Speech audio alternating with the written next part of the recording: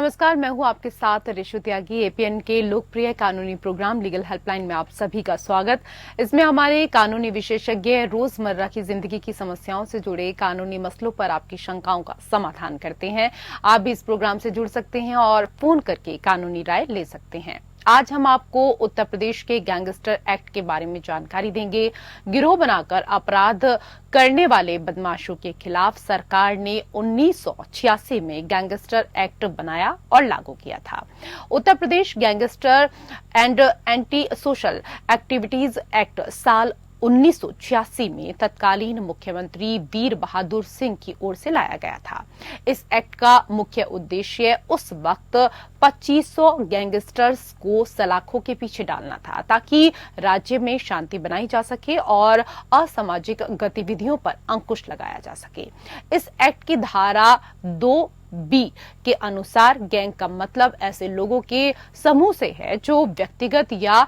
सामूहिक रूप से असामाजिक गतिविधियों में लिप्त हैं और जानबूझकर सार्वजनिक व्यवस्था में बाधा डालना चाहते हैं। इस एक्ट में दोषी पाए जाने वाले गैंगस्टर को 10 साल तक की सजा और कम से कम 5,000 रुपए के जुर्माने की सजा हो सकती है। इसके साथ ही हाल ही में सुप्रीम कोर्ट ने कहा था कि अगर किसी अपराधी ने पहली बार भी अपराध किया है तो भी उस पर इसके तहत कार्रवाई की जा सकती है।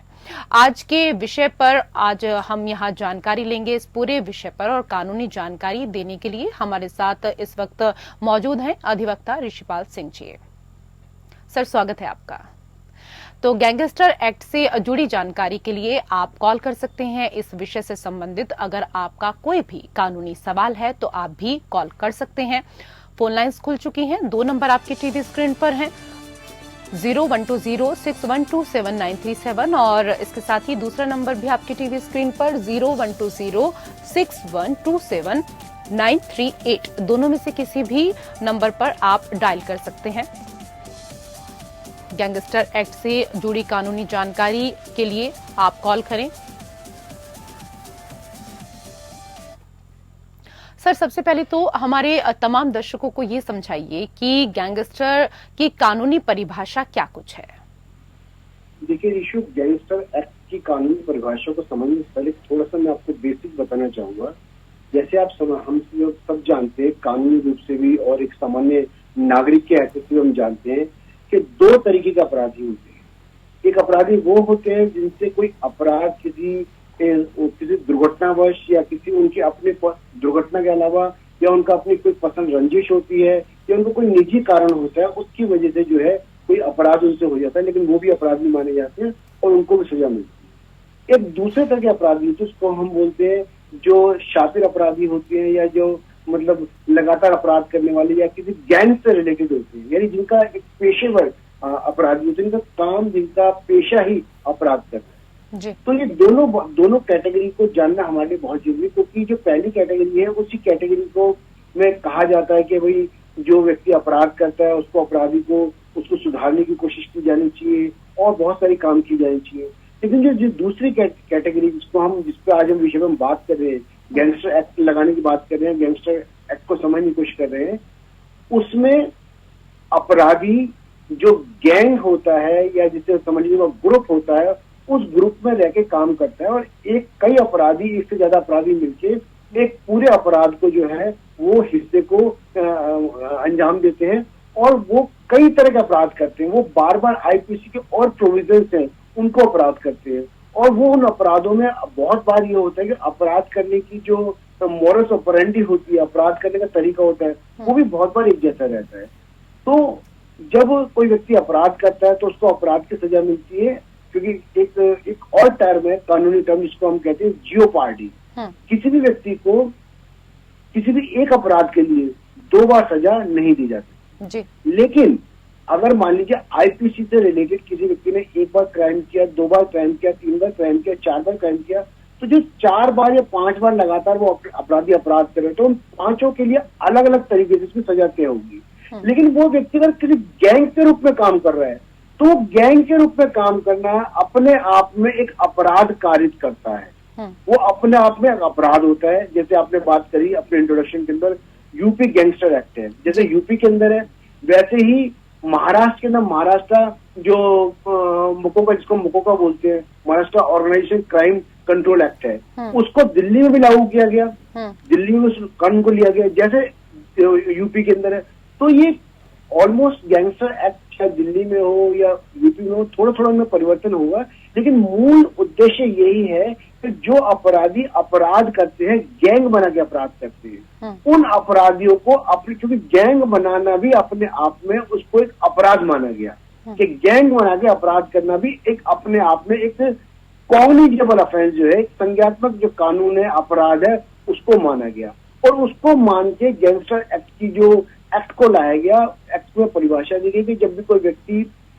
व्यक्ति को समूह मिलकर कोई आपराधिक कार्यवाही करते हैं, आईपीसी या और जो अपराध करते हैं, उन अपराधों को वो एज ए गैंग के रूप में करते हैं। एक कॉमन इंटेंशन होती है, 120B क्रिमिनल कॉन्स्पिरेसी होती है, और बार बार उस अपराध जो उसको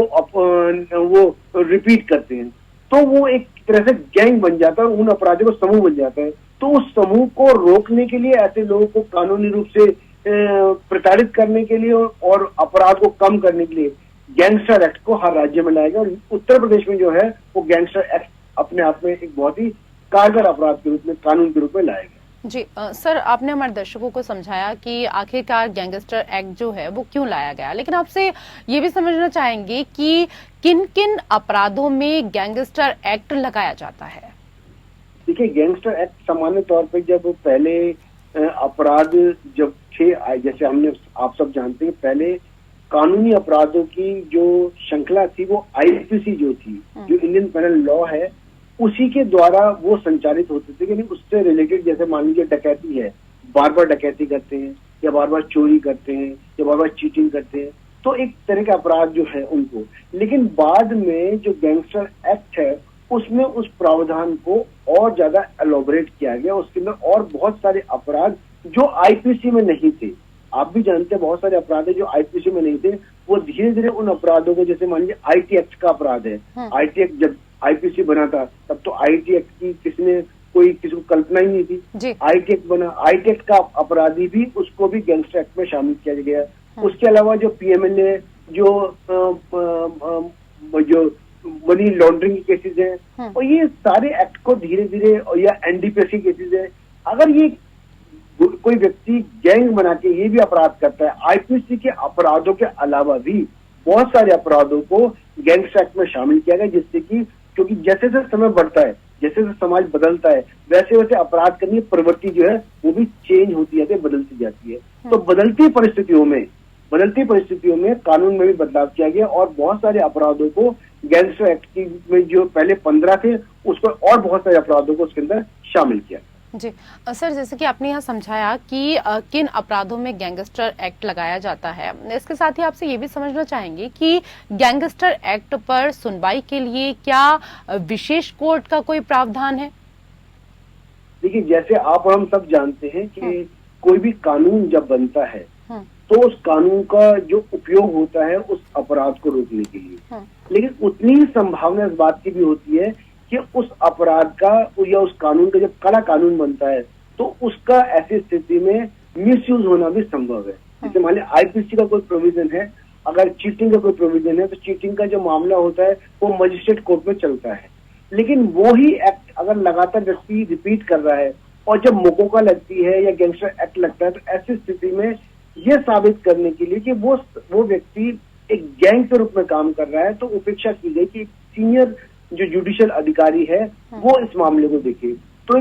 जो एडिशनल सेशन जज रैंक का जो अधिकारी होता है उसके पास ही ये गैंगस्टर एक्ट के मामले लगते हैं, जिससे कि एक बड़ी अदालत होती है, मजिस्ट्रेट कोर्ट से बड़ी अदालत होती है, एक सीनियर जुडिशियल ऑफिसर होता है, वो उस मामले को देखता है और इन मामलों की सजा, जैसे आप जानते हैं, 2 साल से लेके 10 साल तक की सजा है, और बेल के प्रोविजन भी अपने आप में बहुत कड़े हैं। तो जहां पर बेल के प्रोविजन अपने आप में कड़े होते हैं, जहाँ पे सजा ज्यादा होती है, जहाँ पे और मामले को गहनता से देखा जाता है, तो बड़ी अदालत को, या हम बोल सकते हैं सीनियर जुडिशियल ऑफिसर की उपेक्षा की गई है। इसलिए एक एडिशनल सेशन जज के अधिकारी के पास ही गैंगस्टर एक्ट के मामले चलते हैं। आज हम बात कर रहे हैं गैंगस्टर एक्ट को लेकर और इस विषय से संबंधित कानूनी जानकारी हमें दे रहे हैं अधिवक्ता ऋषिपाल सिंह जी। तो अगर आपका भी कोई सवाल है तो आप भी कॉल कर सकते हैं। सर, हमारे दर्शकों को ये भी बताएं कि गैंगस्टर एक्ट में संपत्ति जब्त करने के प्रावधान क्या कुछ हैं और कैसे एक्ट को संशोधित करके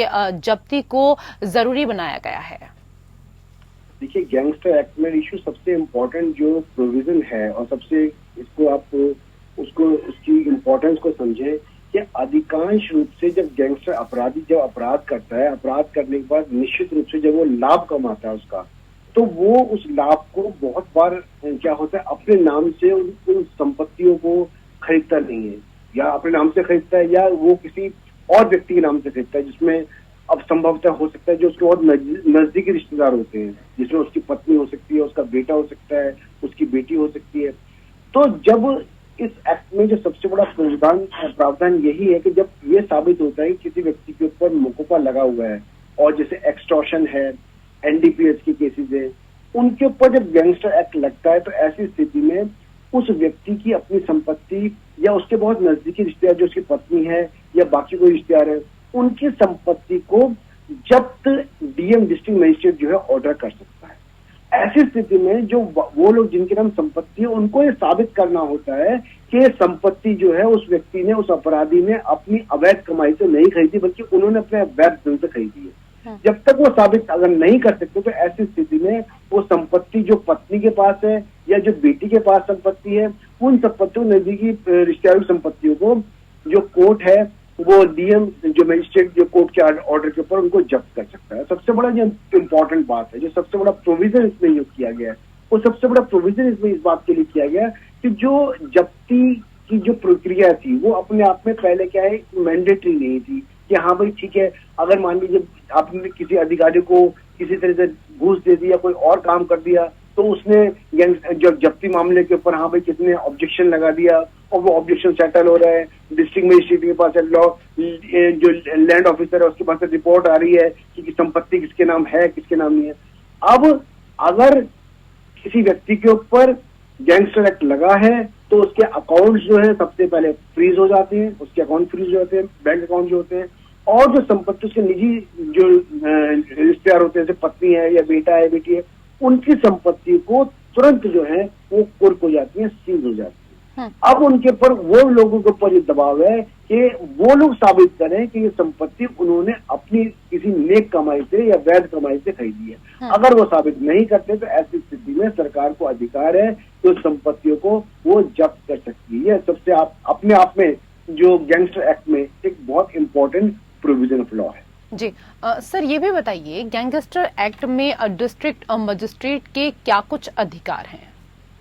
देखिए, डिस्ट्रिक्ट मजिस्ट्रेट जो होते हैं जो लॉ एंड ऑर्डर को डिस्ट्रिक्ट का देखते हैं, उनको सबसे बड़ा अधिकार ये है कि जैसे कई बार संपत्ति ऐसी होती है, एक से ज्यादा संपत्ति होती है और संपत्ति को आप देखते जैसे समझते हैं कि संपत्ति अगर मान लीजिए लैंड है या कोई फैक्ट्री है या कोई कंपनी है, अब ऐसी स्थिति में उस संपत्ति को कैसे मतलब जब्त किया जा सकता है, उस पर कैसे टेप लगाई जा सकती है। तो ऐसी स्थिति में एक प्रशासक जो होता है उसको नियुक्त किया जाता है। बहुत बार ऐसे होता है कोई दूसरे व्यक्ति आते हैं जो कहते हैं कि हमारा इसके अंदर ठीक है आप जब्त कर रहे हो लेकिन हमने से पैसे उधार दे रखे हैं या, तो ऐसी स्थिति में एक प्रशासक होता है, एक प्रशासक को डिस्ट्रिक्ट मजिस्ट्रेट जो है वो नियुक्त कर देता है और वो उन सारी ऑब्जेक्शन जो है उन ऑब्जेक्शन को सुनता है और उसके बाद ही वो इस बार निर्णय पहुंचता है कि संपत्ति को लगातार हम इसको जब्त कर सकते हैं या नहीं कर सकते हैं। और उसकी जो इसीलिए उसका जो इम्पोर्टेंस है वो डिस्ट्रिक्ट मजिस्ट्रेट की रिपोर्ट जो होती है वो बहुत इंपॉर्टेंट रोल अदा करती है। उसके बाद आप पूरी अपनी बात को रखते हैं, जैसे कोर्ट की तरह अपनी बात को बताते हैं कि ये संपत्ति जो है हमने खरीद रखी है या अपनी वैध कमाई से खरीद रखी है, तो इन सारे सबूतों को दिखाने के बाद ही वो संपत्ति बाहर हो सकती है, वरना प्रशासक को अधिकार है कि अपनी कार्रवाई करते हुए संपत्ति को कुर्की रख सकता है। जी, मतलब कुल मिलाकर सर ये जो एक्ट है इसको काफी सख्त माना गया है, लेकिन अगर हम बेल को लेकर बात करें तो इसमें बेल के क्या कुछ प्रावधान हैं वो भी आपसे समझना चाहेंगे। देखिए, जिस एक्ट में एक वर्ड और है बड़ी आपने सुना होगा, प्रिजम्पशन जो है जी, प्रिजम्पशन का मतलब है कोर्ट मान के चलता है कि हाँ किसी व्यक्ति ने अपराध किया। मतलब सामान्य रूप से कानून जो एक प्रिंसिपल है हमारा वो ये है कि एक व्यक्ति को जो है निर्दोष माना जाता है जब तक कि वो साबित ना हो जाए तो उसने अपराध किया है। हाँ। लेकिन गैंगस्टर एक्ट के अंदर क्या होता है, जब किसी पर गैंगस्टर एक्ट लगाते हैं तो वो उसके साथ जैसे 5 और केसेस जो होते हैं जिसमें वो उस गैंग के रूप में काम कर रहे हैं, उनके डॉक्यूमेंट को भी साथ लगाया जाता है, उनके रिकॉर्ड्स को भी साथ लगाया जाता है। तो वो रिकॉर्ड अधिकांश जो होते हैं सरकारी गवर्नमेंट रिकॉर्ड होते हैं, कोर्ट रिकॉर्ड होते हैं, कोर्ट की प्रोसीडिंग्स होती है। तो ऐसी स्थिति में जो न्यायाधीश होते हैं उनको ये मानने में प्रिमा फेसाई या प्रथम दृष्टया ये मानने में कोई गुरेज नहीं होता कि उस व्यक्ति के खिलाफ जो गैंगस्टर एक्ट एप्लीकेबल होता है। और जब एक व्यक्ति के खिलाफ गैंगस्टर एक्ट एप्लीकेबल होता है तो सामान्य रूप से उसको बेल नहीं दी जाती, क्योंकि उसको बेल दी जाएगी तो बहुत हद तक संभावना है कि बाहर जाके बेल का मिसयूज करेगा और जो गवाह है वो गवाहों को डराएगा धमकाएगा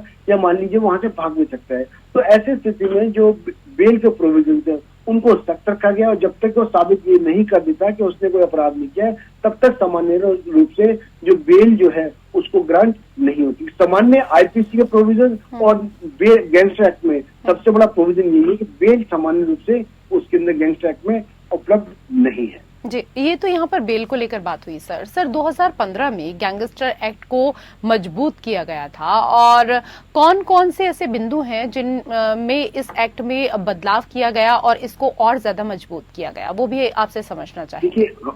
सबसे बड़ा बदलाव तो यही था कि सबसे पहले जब कानून बना था तो उसके अंदर आईपीसी के केवल 15 अपराध जो हैं वो शामिल थे, यानी उन 15 अपराधों को कोई गैंग कर रहा है तभी गैंगस्टर एक्ट लग सकता था। सबसे बड़ी बात ये थी। तो सबसे बड़े जो परिवर्तन इसमें ये किया गया कि उसके अंदर और बहुत सारे जो अपराध है उन अपराधों को शामिल किया गया। यानी जैसे मैंने आपको बताया आईटी से रिलेटेड है, एनडीपीएस से रिलेटेड है, तो ये अपराध जो नए नए अपराध हो रहे हैं इन अपराधों को भी गैंगस्टर एक्ट के अंदर शामिल किया गया कि किस तरह से जो है जैसे मकोका लगती है, किस तरह से लोग चीटिंग कर रहे हैं, तो उन अपराधों को शामिल करने पर सबसे बड़ा एक परिवर्तन ये आया। दूसरी बात जो सजा की सजा अंतिम सजा 10 साल हो गई। तो जब ऐसी स्थिति में जो प्रोविजंस है उनको और कड़े किया गया, जहाँ एक तरफ प्रोविजंस है जो लॉ के बेल के प्रोविजंस है, सजा के प्रोविजन को कड़ा किया गया, वहीं उसका जो आधार है आधार को और बढ़ाया गया। यानी आधार अगर बढ़ रहा है तो कहीं ना कहीं उस व्यक्ति जो अपराध करने वाले व्यक्ति है उसके खिलाफ संगीन मतलब जो है धाराओं के अंदर केस दर्ज हो रहा है। और सामान्य रूप से और बहुत सारी जो प्रोविजन है जिसके अंदर हम देखते हैं कि 376D है या 302 है और बहुत सारे प्रोविजन है वो लगातार यानी उसका आधार जब बढ़ रहा है तो लोगों को जगह नहीं मिलती उसके अंदर जो गैंगस्टर काम कर रहे हैं उनको अपने आप को सेव करने के लिए। यही अपने आप में बहुत बड़ा परिवर्तन। जी सर, आज के विषय पर हमारे तमाम दर्शकों को इतना विस्तार से जानकारी देने के लिए आपका धन्यवाद। और इसी के साथ हमारे विशेष कार्यक्रम लीगल हेल्पलाइन में मेरे साथ इतना ही। नमस्कार।